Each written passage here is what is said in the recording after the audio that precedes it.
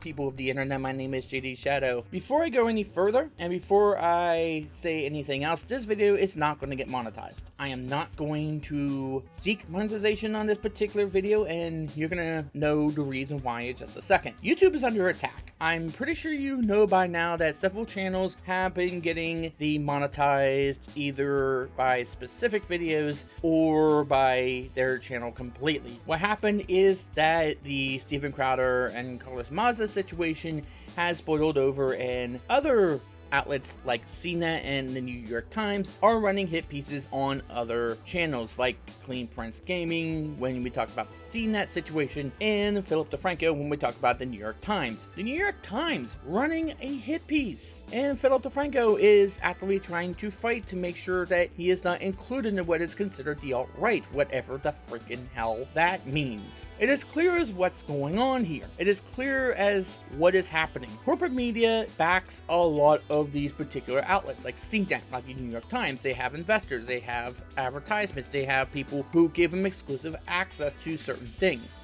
And because of that, they can control the narrative. They control what people say. They can control what kinds of articles get put out there, either about them or against them. You can no doubt see that last year when Polygon ran an article in which they completely defended Jessica Price, even though she was clearly in the wrong when dealing with the lawyer about the Guild Wars 2 situation and her subsequent termination. We can no doubt see that right now when we're dealing with CNet and the New York Times, or for that matter with Vox. And the reason why I'm not seeking monetization on this particular video is because it is apparent that YouTube is freaking out when they hear the words CNet and this subject in the same sentence, in the same video. Clean Prince Gaming has said that his video was demonetized and confirmed by manual review. There's nothing really more that he can do about that after that situation, unless someone subscribes to YouTube Premium, in which it bypasses that particular situation. That is why the complete monetization of complete channels is pretty much a death knell for any kind of channel. It does not just mean that you're not getting money from advertisers, you're not getting money from anything, from super chats, from YouTube Premium, from anything. That's why subscribing to YouTube Premium is pretty much a very good thing to do. It bypasses that yellow mark. It gives us money regardless of whether or not a particular video has a green mark or a yellow mark. If you click on a video that has a yellow mark and you have YouTube Premium, I'm still going to make money from that click that you put onto that yellow marked video. However, if you click on that same video and I do not have monetization at all, then I don't get money from your YouTube Premium click. That is how that works. That's how that operates. Anybody who tells you anything different is lying to you, because that's just how YouTube Premium works, and that's what it was designed for. That was part of what was designed for. The yellow mark means not suitable for most advertisers, but YouTube Premium bypasses those ads. It bypasses the need to view those ads because you're giving money to the creator anyway. You're telling the YouTube algorithm that you want to give money to that creator, and it is you basically giving your money directly to them. And the only person that can say no is YouTube itself.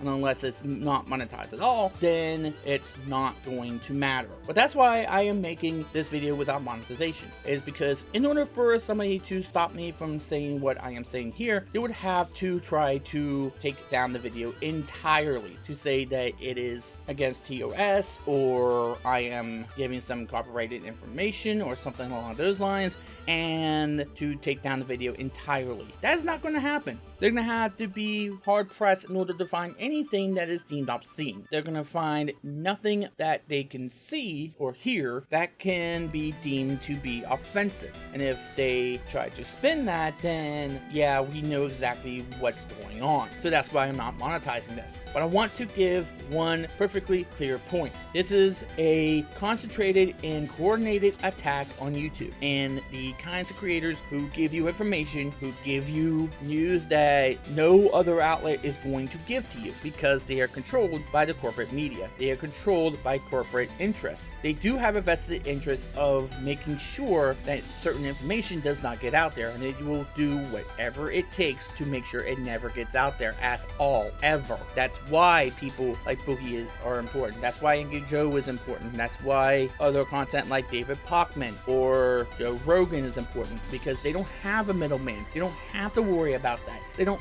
have to worry about corporate interest getting in the way of what they say. They don't have to worry about that. They get money from YouTube, from Patreon, from crowdfunding, from anything of that sort, from donations, from anything like that. And the people, the corporate interests, do not like that, and they work tirelessly to try to get other people to do the fighting for them. Instead of being honest about it, the people who get the money in that sort of way, in a sort of way that tells people that they are being bought out by these corporate interests, do the work for them. That's why you see right now YouTube freaking out, because not only are they freaking out from one or two different outlets like CNet, like New York Times, like Vox, what they're doing is they're worrying about those advertisers who give money to YouTube in order to place on these channels or on these videos.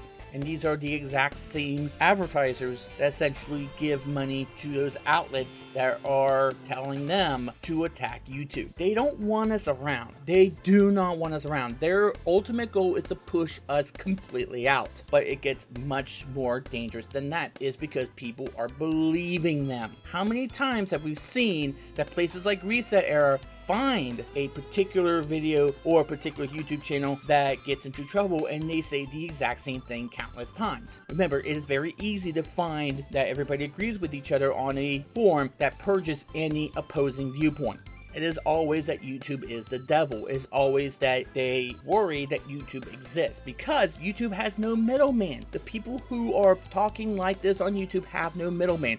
Now, I'm not talking about hate speech. I'm not talking about derogatory speech. I'm talking about speech in which is not controlled by any sort of corporate interest. That is why, even though many people do not agree with Steven Crowder on his political viewpoint, they are giving him all sorts of praise and love because he is openly talking about the Vox situation, because it affects a lot of people on YouTube: progressive, Democrat, Republican, conservative, you name it. It affects everybody. YouTube was given an inch and they took a mile, and there are some people who are willing to give them 2 miles. And yes, they're only attacking the monetization. They're only attacking the ability to earn money, earn revenue from your content. But remember about the chilling effect. When punditry and when commentary become part of your career, and when you put it on a platform which gives you money back for the content you produce, when that company, when that particular entity stops giving you money, or you get attacked in this sort of way, you become frightened, you become concerned about expressing that viewpoint for fear that you will not gain revenue from that particular content, and thus you will not say those viewpoints. You will not say what you really do believe about a certain subject, or you will not divulge information that may influence somebody on a particular purchase or to vote for a particular candidate. That is, in a sense, censorship or soft censorship, otherwise known as the chilling effect, which uslegal.com defines as a term in law and communication that describes a situation where a speech or conduct is suppressed by fear or penalization at the interest of an individual or group. But even more so than that, it doesn't seem like YouTube is willing to fight back. It is obvious that they are attacking YouTube. They are attacking those creators, and they are attacking them in a way that plays to sensitivities. Make no mistake about it, they don't care if you are offended by anything that we have said. They do not care. They are just using the sensitivities of hateful speech, they're using the sensitivities of whatever it is that causes hysteria, and they are magnifying that, they are escalating that to mean anything that they cannot control. And they will spin it however they need to. They have people who work tirelessly on only that particular aspect. And you really don't have to go too far in order to get a list of YouTubers who have been attacked by these media outlets, and you can no doubt see why. They have all been asking for the media to get corporate interests out in order to be more transparent, to have more disclosure. And instead, what they have done is they've been attacked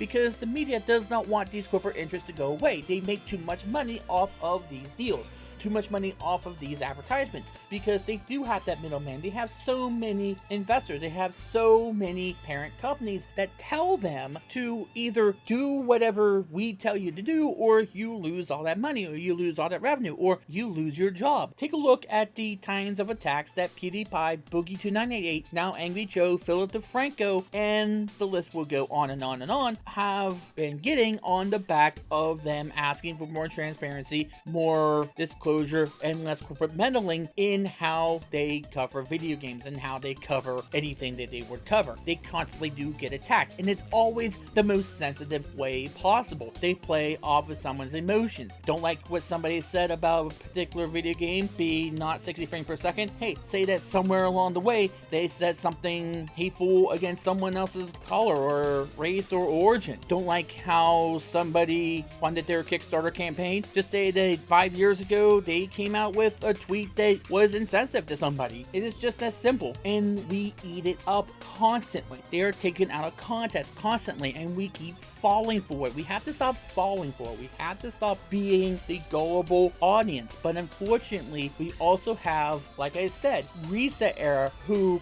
constantly purges their form of any opposing viewpoint of this magnitude. Of course, this is not the only site or forum that has done this, but they are the most recognizable for doing this sort of purging, for creating this sort of echo chamber. And again, we could go all day about these sins that ResetEra has committed, but this goes more so into the people that have been attacked. You have seen that they have a similar interest. You see that they have a similar mindset. It may not all be exactly the same, but they all have a similar viewpoint that corporate media needs to get out of the way, that more people trust them, trust the YouTube scene more because of the lack of a middleman, the lack of a boss, the lack of having somebody telling you you have to say a certain thing, you have to report things in a certain manner. And because the corporate interests do not like that, because they have their own agenda, they're going to go to the one person they know they can trust, the one who they know are always going to have that middleman, who are always going to have those investors,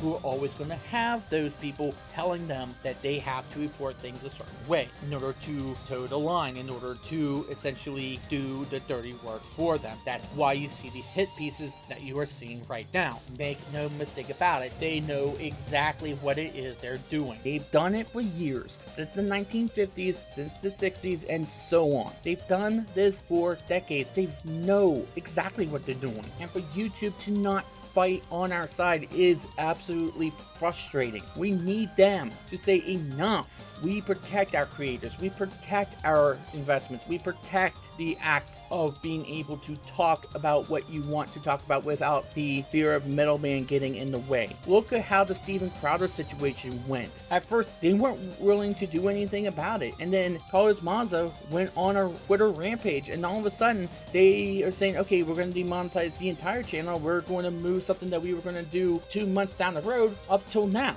Now, tell me how, one, Maza did not expect for YouTube to take him out when he was given an inch. What did he expect to happen? And here's the other thing about this. Who's to say that YouTube was not pressured by some advertisers saying either you do something about Steven Crowder right now or we're going to take advertising revenue from you? That cannot be. Talking about these issues is not the same as being bigoted or racist or homophobic or whatever else you want to put onto that as a label. But that's what corporate media and corporate interests are trying to make you believe, because they see that as a big opening. And that's why we are so frustrated when some people try to argue that against us, because it's not about that. It's about corporate interests getting in the way. And until we find some way to nail that point home, we're never going to get anywhere. Until we take seriously the threats that go on from forums like ResetEra, who don't care about purging any opposing viewpoint, who give in to these corporate interests, like CNet, who gave in to corporate interests. Until we do that, until YouTube itself grows a spine and finally takes action against these things, we're never going to get anywhere. So here's what you have to do. You have to go to your favorite creator and you have to do something else besides just click on their content. You have to do that join button. You have to subscribe to them. You have to give to their Patreon account. Sign up for YouTube Premium. It's $9 a month, maybe 10, but it gives creators more freedom because it bypasses that yellow mark. If YouTube is not going to fight for us, if YouTube is not going to do anything about this, then we are going to have to be the ones to take action. We got to get louder about this. We have to say enough. Stop. Stop attacking us. We're doing nothing to you. All we are doing is doing something that you should be doing in the first place, which is calling out corporate media and corporate outlets and corporate interests when they get too big, to call out game companies when they're doing wrong to their customers or to their employers, and to call out people who try to conflate things in order to attack other people. We have to be the ones that get angry, who get frustrated, and if we don't do that, then we're never going to get anywhere. I'm not talking about screaming and hollering, and I think it goes without saying, but please do not engage in setting physical death threats or any kind of threats or any kind of vitriolic messages toward anybody at all. It does nobody any favors, and it just makes the job harder. And of course, it should be condemned by any sane human being anyways, so please don't do that. I'm talking about showing that we've had enough of being attacked like this. We've been attacked since 2017, since the apocalypse. We have to take action. We gotta do something. There's gotta be something we can do, and this needs to be it. We need to say, you have had enough of attacking us. We're going to attack back. We're going to expose you, and we don't care if it gets demonetized. It's not about monetization, it's about getting the word out. It's about getting the message out. It's about getting this word out that we need to take action now. We have to do something. We have to call them out now, or else YouTube is never going to get the message. And with other places just now starting to get their footprint in the sand, that's the other issue, is that YouTube really has no alternative. They really have no competition. Although things like Facebook and Twitter are trying their best in order to compete, YouTube is the only place that has the type of features and the type of reach that it has. That's why many people just go to that. And it's because of that fact that it not only opens up the whole debate of whether or not the government should step in and regulate how YouTube operates until a viable competitor comes along, but it also invalidates the argument that YouTube is just a private company and they can do whatever they want. It becomes quite harder to hold that point when you are in the midst of a quasi-monopoly that YouTube currently holds.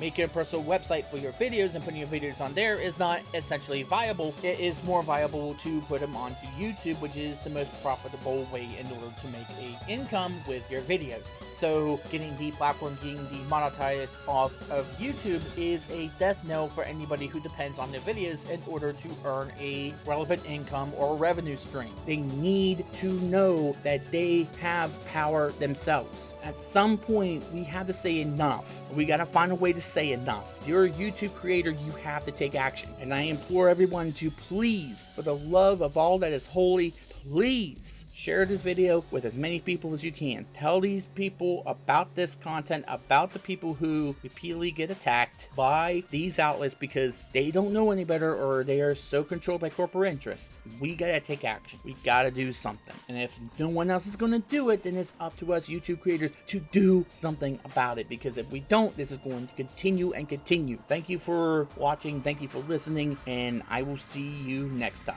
My name is JD Shadow, and yes, that just happened.